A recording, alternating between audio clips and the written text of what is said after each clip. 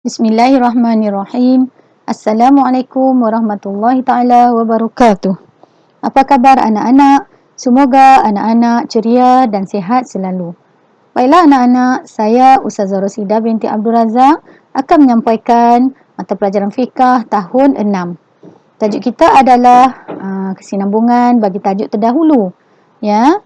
Hari ini Ustazah kaitkan dengan gambaran di hadapan ini, iaitu berkenaan dengan Ramadan Karim. Pada bulan Ramadan, selain daripada kita berpuasa, kita juga melakukan solat sunat tarawih. Dan pada waktu yang sama juga, tak lupa kita juga melakukan perkara berikut ya, yang diwajibkan di dalam rukun Islam ya. Iaitu apa? Mari kita lihat tajuk kita.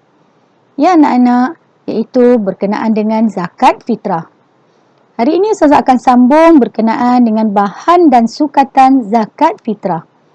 Dan seterusnya kita akan berkenalan juga ya, mengenali juga jenis-jenis makanan ya yang boleh dikeluarkan zakat. Baiklah anak-anak, mari kita teruskan pembelajaran kita. Apakah yang dikatakan bahannya tadi? Ya anak-anak, kita menggunakan satu gantang makanan asasi atau nilai mata wang. Atau dengan kata lain kita menyebut segantang ya, makanan asasi atau nilai mata wang. Pada perkataan gantang dan makanan asasi ini, Ustazah akan jelaskan apakah maksudnya gantang ataupun makanan asasi. Sebelum itu, suka Ustazah jelaskan berkenaan dengan mata wang. Kita boleh juga menggunakan mata wang ataupun dengan kata lain kita sebut duit. Ya, berpandukan pada negara mana kita tinggal.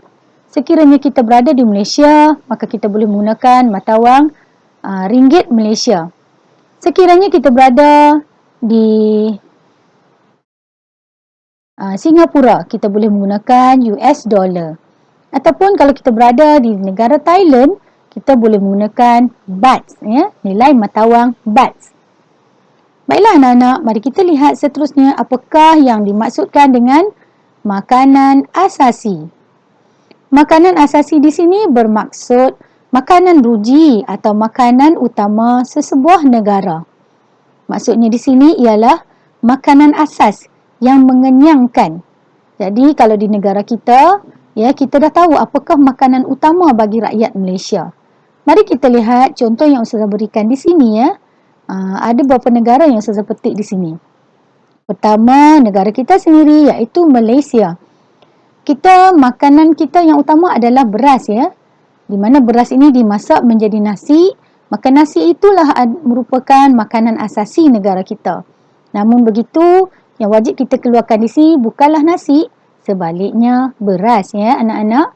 Seterusnya negara Amerika, Arab dan India. Ini contoh saja anak-anak.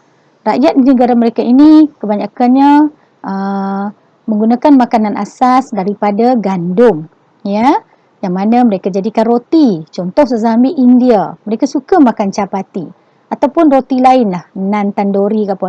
Itu merupakan makanan asas yang diperbuat daripada gandum dan dipelbagaikan menu. Seterusnya anak-anak, mari kita lihat pula apakah maksud gantang yang sudah gariskan tadi. Gantang ini merupakan penyukat kapasiti ataupun jumlah ya, jumlah ataupun kapasiti kering yang biasa digunakan untuk menyukat makanan. Ya. Kemudian kita lihat lagi. Satu gantang ataupun segantang bersamaan dengan 2.6 hingga 2.7 kilogram. Baiklah anak-anak. Bagaimanakah rupa bentuk gantang? Di sini Ustazah ada berikan gambaran kepada anak-anak ya. Ini replika gantang ya, yang sebenar. Bersamanakah gantang tersebut? Mari kita lihat Ustaz yang pegang gambar ni. Dalam gambar ni Ustaz ni memegang gantang ya. Di mana dalam gantang ini kita boleh masukkan makanan kering dalam sukatan 2.6 hingga 2.7 kilogram. Seterusnya anak-anak, mari kita lihat pula jenis buah-buahan yang diwajibkan zakat. Bukan semua buah-buahan kita boleh keluarkan zakat anak-anak. Hanya buah-buahan yang saya sebut di sini sahaja, iaitu 3 jenis. Kerana buah-buahan ini Daya tahannya lebih lama, ya, boleh disimpan bertahun-tahun apabila ia dikeringkan. Yang pertama, kurma atau tamar. Anak-anak pasti pernah mendengar perkataan buah kurma atau buah tamar, ya. Iaitu, mari kita lihat gambarnya. Ya, anak-anak, buah tamar, ya, ataupun buah kurma ini sedap rasanya, manis dan mempunyai tinggi serat. Ikuti pula yang kedua, iaitu buah tin. Ya, buah tin ini pun pernah disebut, ya, dalam firman Allah daripada surah At-Tin, ya. Kita boleh baca surah Tin tersebut. Ya. Baik, bagaimanakah rupa bentuk buah tin? Mari kita lihat. Begini bentuk buah tin, ya, ketika dia masih segar di pokok. Ya, isinya berwarna merah, pink. Tetapi apabila ia dikeringkan, ia akan menjadi warna coklat. Dan ia bagus, ya, untuk kesihatan badan kita. Kerana ia merupakan makanan sunnah, iaitu buah kurma dan juga buah tamar. Yang ketiga, buah zaitun. Baiklah, mari kita lihat buah zaitun bagaimana rupa. Ya, anak-anak, ketika ia masih baru, segar, ia berwarna hijau. Buah zaitun ini kita boleh buat minyak, ya. Selain pada itu, boleh dijerukkan dan dimakan begitu saja, ya. Kerana rasanya agak sedikit kelat. Bagi orang yang suka makan, mereka akan rasa sedap, ya. Baiklah, ini adalah di antara tiga-tiga buah-buahan yang diwajibkan zakat. Selain daripada itu, tidak perlu dikeluarkan zakat, ya.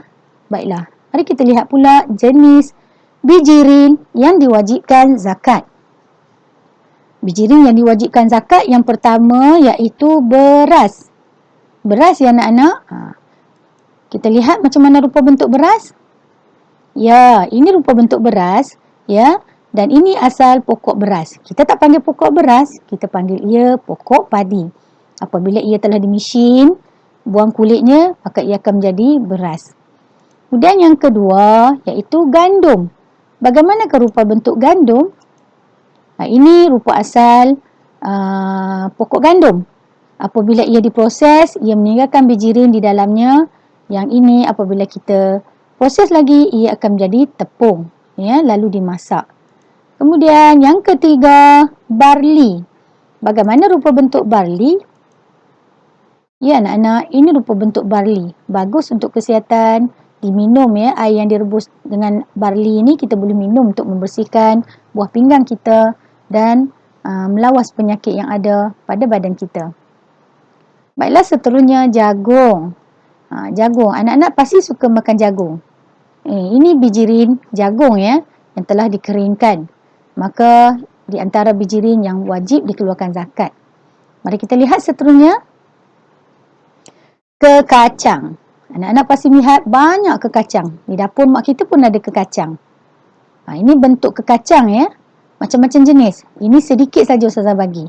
Dan kekacang ini, yang mana, ya, yang utama, ada setengah orang di negara mana, di negara-negara luar tu, mereka menjadikan kacang sebagai makanan asasi mereka. Maka mereka boleh keluarkan zakat menggunakan kekacang. Seterusnya, oat, ya, oat. Siapa pernah makan oat? Oat ini rasanya tawar, tetapi sedap, ya, bagus, ya, dimakan, dicampur dengan susu kerana ia baik untuk kesihatan terutama jantung. Ya, ini empingan empingan oat, ya, dan ini asal pokok oat. Seterusnya mari kita lihat yang terakhir iaitu anggur. Anggur ini bukan anggur yang segar, ya, tetapi anggur yang telah kita keringkan. Dan kita tak panggil anggur, kita panggil kismis. Yang kata lain, ya. Kita lihat gambar bagaimana apabila ia dikeringkan. Ya, anak-anak pasti suka makan kerana ia rasa masam-masam manis. Bagus untuk minda anak-anak. Baiklah anak-anak, cukup sampai di sini saja pembelajaran kita pada hari ini. InsyaAllah di hari lain kita akan sambung pula dengan tajuk berikutnya. Baiklah, jumpa lagi di lain waktu. Semoga bertemu lagi. Sekian. Wassalamualaikum warahmatullahi taala wabarakatuh.